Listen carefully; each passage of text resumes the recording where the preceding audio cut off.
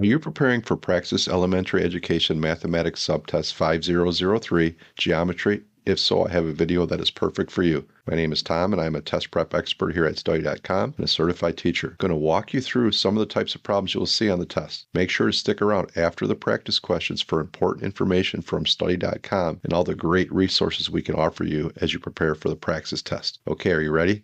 Let's get started. A classroom bulletin board is 4 feet wide and 3 feet tall.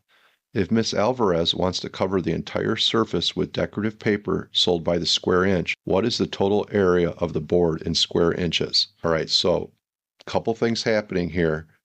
We want the area is equal to length times width. Now, the total area, we want it to be in square inches, but our initial measurement is in feet.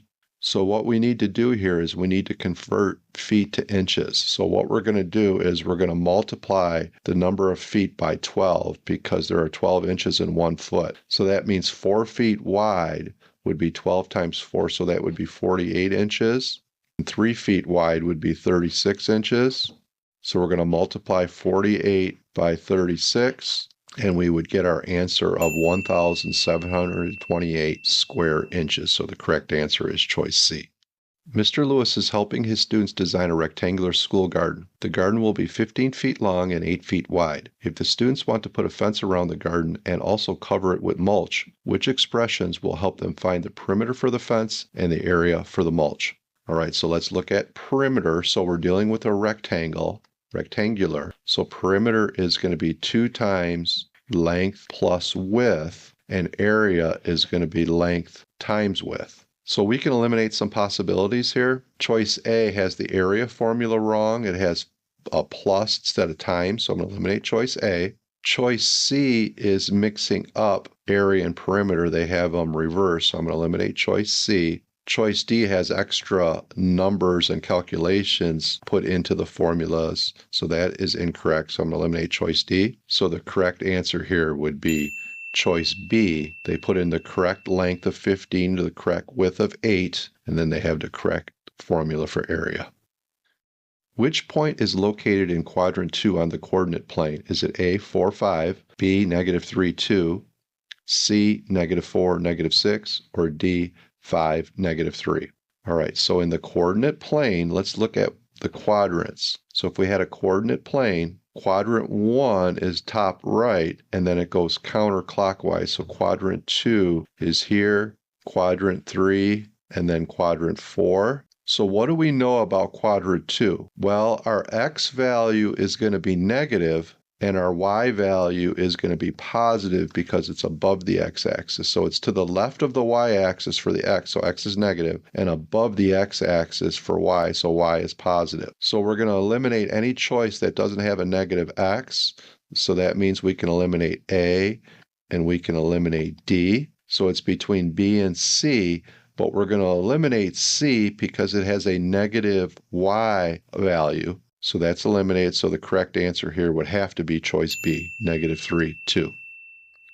A cylindrical can has a radius of 4 inches and a height of 10 inches. What is the total surface area of the can, including the top and the bottom? Use pi equivalent to 3.14. Is it A, 100.48 square inches? Is it B, 150.72 square inches? Is it C, 351.68 square inches? Is it D, 351.84 square inches? All right, so the surface area of a cylinder is going to be equal to 2 pi r squared, and that's going to include the top and bottom circles of the cylinder, plus the lateral area, which is 2 pi r times h.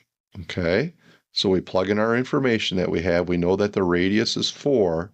So we got 2 times pi times 4 squared plus 2 times pi times our radius, which again is 4, times our height of 10. Now we need to remember we're using 3.14 as the equivalent for pi. So we're going to go 2 times 3.14 times 4 squared plus 2 times 3.14 times 4 times 10. You'll be able to use your on-screen calculator. And if we do this correctly, we should get choice C, 351.68 square inches.